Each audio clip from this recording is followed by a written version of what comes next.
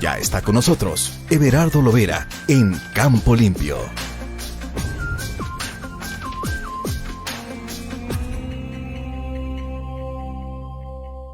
Como cada jueves, hacemos contacto vía telefónica hasta Tlacomulco, donde vive, con el ingeniero Everardo Lovera, a quien me da mucho gusto saludar. ¿Cómo está? Buenos días. Excelente, don Guillermo, buen día. Gracias, igualmente. Bueno, pues hoy nos hablará acerca de los insecticidas. Adelante. Sí, muchas gracias. Mire, pues la semana pasada hablamos respecto del Parlamento abierto que se llevó a cabo en el Senado de la República y se había tratado sobre pues agroquímicos y fertilizantes, cómo se produce en México los alimentos y por qué hay una iniciativa relacionada con la Ley General de Salud que busca pues hacer cumplir el artículo 4 de la Constitución que habla sobre el derecho a la alimentación de los mexicanos.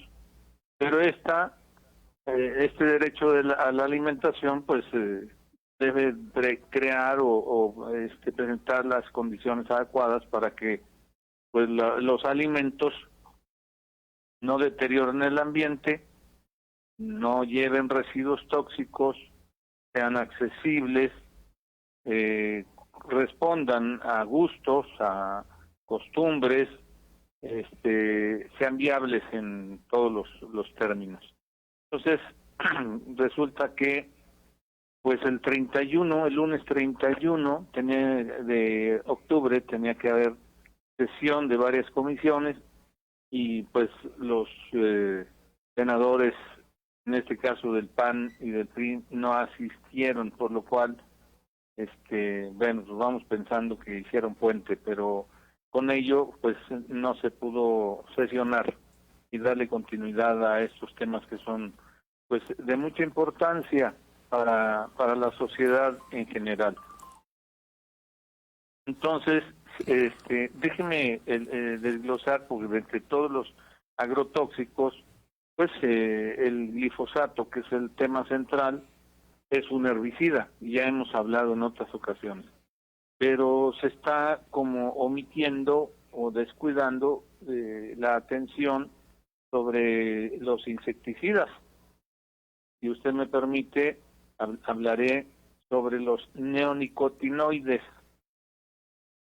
En base a un estudio, por cierto, realizado por gente científicos de Alemania, hicieron un trabajo que les llevó 30 años, pues a partir de 1990 a la fecha, y descubrieron que el 70%, que hubo una disminución en la biodiversidad de la vida, pues, en donde se incluyen del reino animal, en primer lugar los insectos, las aves y los peces, del 70% en 30 años. Y al revisar y buscar las causas, pues encontraron que en 1980 un investigador japonés desarrolló una molécula bueno, tiene varios nombres: la clotiadinidina, la tiametoxan o el acetamiprid. Y bueno, pues tuvieron mucho éxito porque ellos tenían problemas con insectos en el arroz.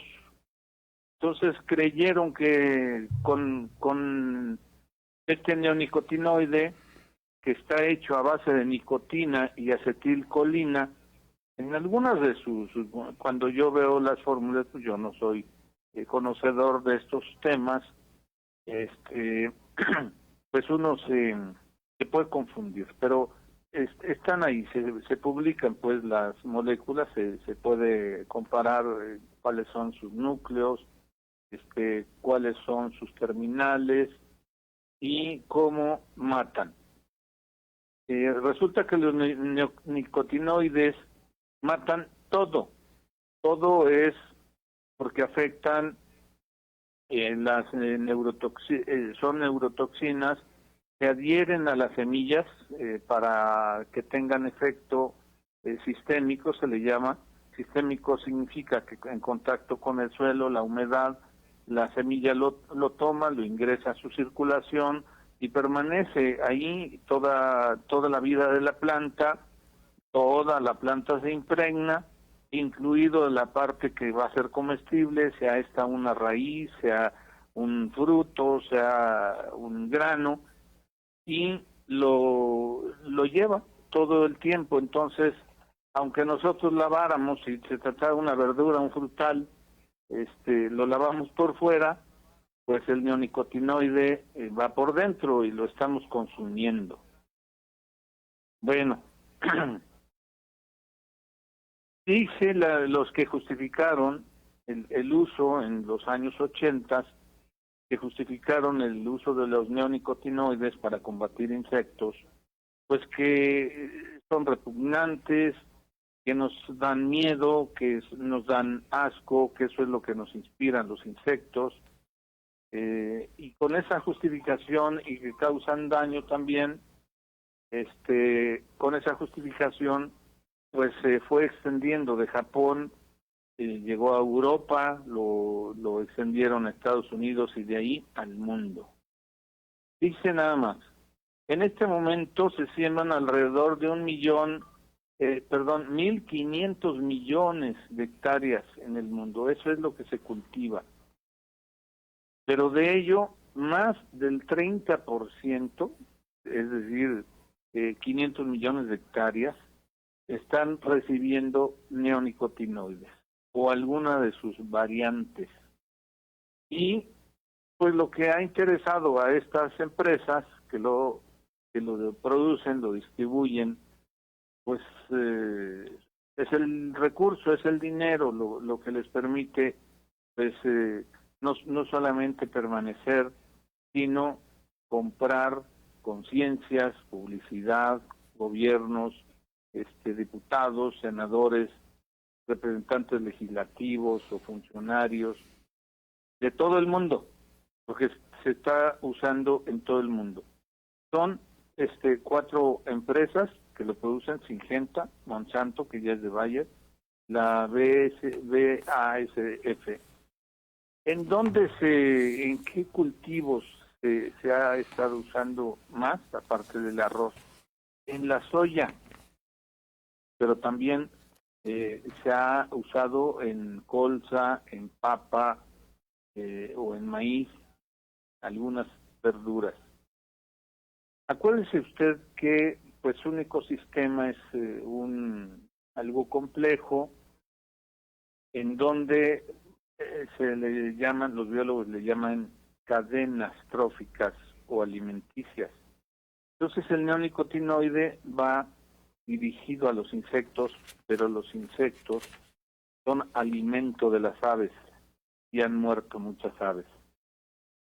Los residuos van a dar al agua, a los embalses, a los ríos y al mar. Y entonces también los anfibios y también los peces han muerto en grandes cantidades. En el caso de los insectos, los peores, los más dañados han sido las abejas. Y fue por ahí donde, como es un daño muy rápido, fue por ahí donde se iniciaron los estudios precisamente para revisar.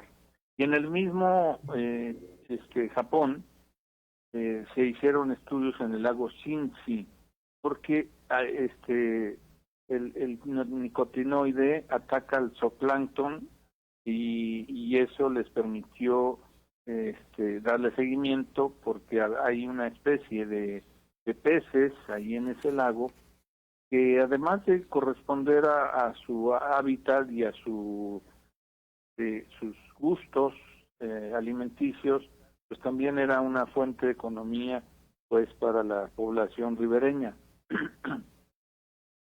Y eso los llevó a determinar que en el agua de todo el planeta hay los residuos de neonicotinoides. Por lo tanto, está ya en toda la biodiversidad, sea vegetal, pues el agua es el disolvente universal, entonces a través del agua pues ha sido el mejor vehículo para que esto tuviera esa amplitud de llegar a todos los rincones. Eso ha ido cambiando pues las condiciones de vida de muchas especies y ha tenido como consecuencia la extinción de varias especies. Si viéramos, por ejemplo, hablando de insectos, hablando de venenos, pues yo creo que usted recuerda muy bien el DDT. El DDT, el diclorodifenil tricloroetano, se justificó después de la Segunda Guerra Mundial y se empezó a producir en Estados Unidos, pero fue para todo el mundo. Y su éxito fue que al matar al mosquito que transmitía la malaria, y se salvaron muchas vidas humanas, eso es cierto, pero también hizo que desaparecieran muchas especies. Y desde los años 70 lo prohibieron, pero pues ha habido intentos de volver a usarlo, el DDT. Se usaba para todo, incluso para, según ellos, desinfectar alimentos. Lo usaban en bodegas, en ferrocarriles, para todo se usaba el DDT. Entonces, bueno, pues los neonicotinoides son los peores enemigos para las abejas, porque tiene un efecto más letal en 7,000 veces que el DDT, nomás para tener una proporción del daño de lo que son capaces estos compuestos.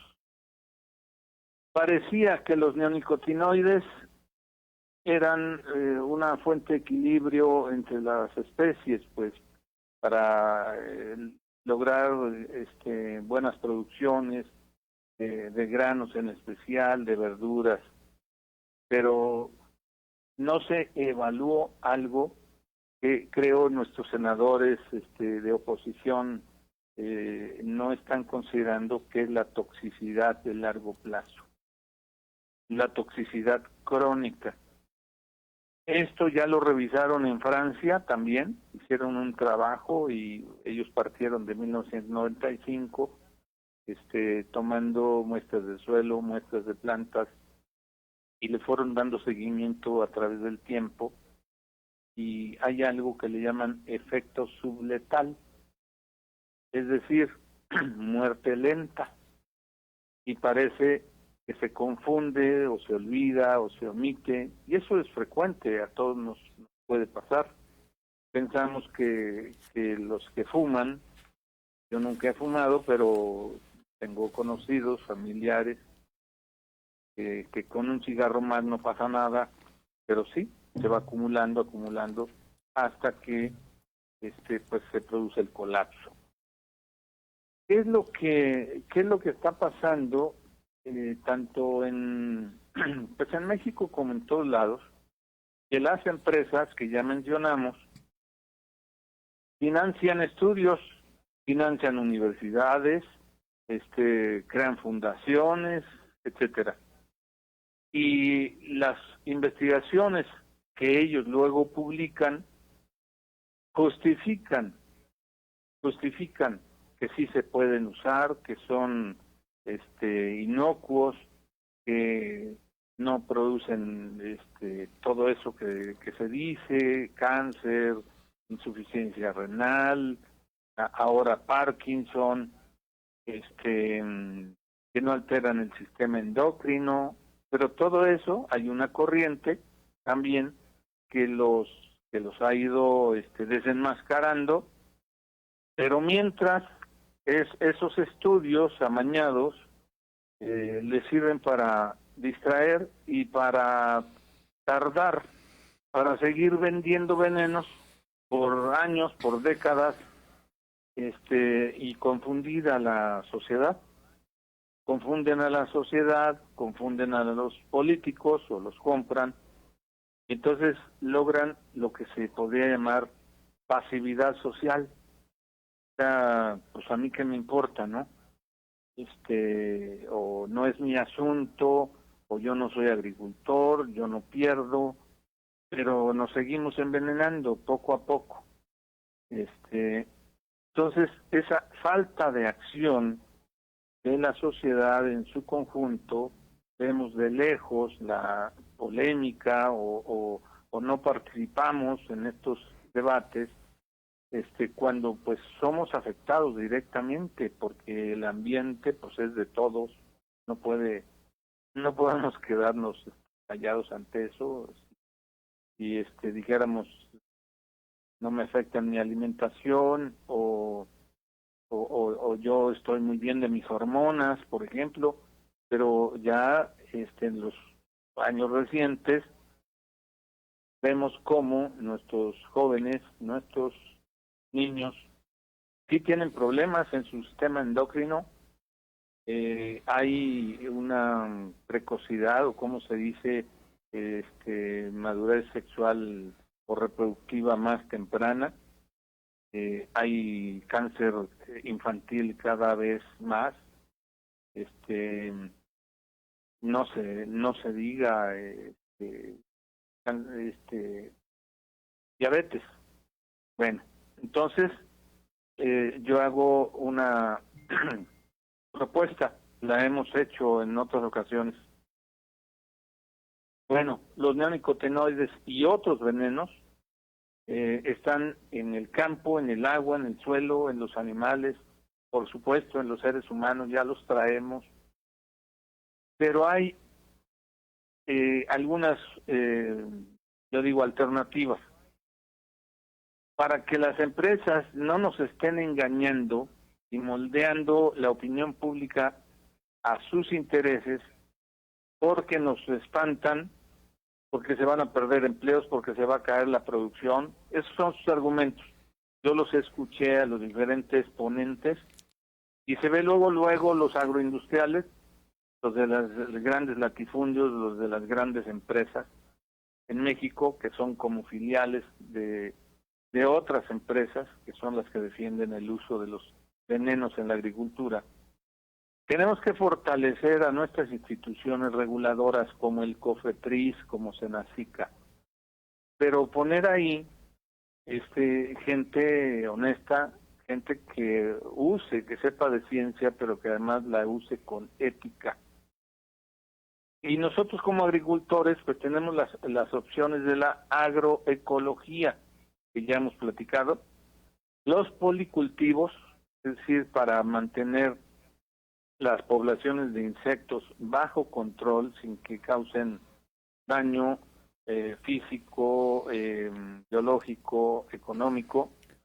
Los policultivos, la rotación de cultivos y recientemente que también hablamos con usted, la agrohomeopatía. La homeopatía nos puede, acuérdese usted que lo hablamos, el doctor Ruiz de la Universidad de Chapingo, que ha estado trabajando más de 30 años con diferentes especies y que tiene ya un cúmulo de experiencia, yo digo que es muy valiosa, y que ahí está como una alternativa muy prometedora, que puede ser muy eficaz, pero tenemos que hacerla propia, tenemos que trabajar con ella de veras. Ahí están algunas posibles soluciones. Ojalá yo haré lo posible por también hacer valer esta opinión, esta idea, y que llegue al Senado de la República, que la tomen en cuenta. ¿Cómo ve, don Guillermo? Pues ojalá hagan caso y ojalá se logre esto. Pues vamos a pasar de esta, dijéramos, polémica o guerra de opiniones o de intereses, pues para que gane la sociedad en su conjunto. Y bueno, parar precisamente a estas empresas que lo único que buscan es el lucro.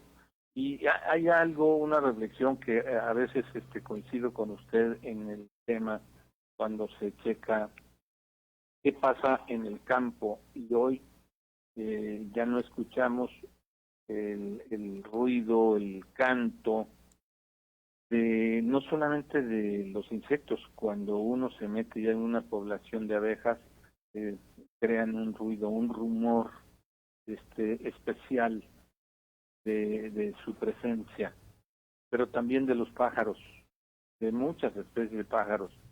Es decir, nos estamos quedando solos porque esas especies ya no encuentran las condiciones para que permanezcan, para que continúen con nosotros. Y eso es la causa, es la culpa del monocultivo, de cultivar una sola especie y de aplicar venenos, supuestamente para ganar rendimientos y tener ganancias económicas.